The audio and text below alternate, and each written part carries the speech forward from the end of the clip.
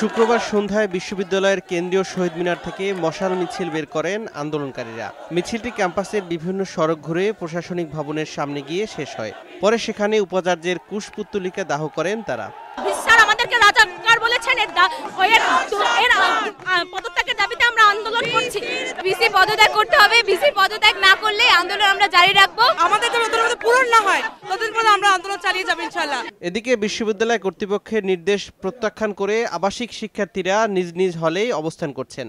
সবাই 3 হলেই অবস্থান করতেছে শান্তিপূর্ণভাবে।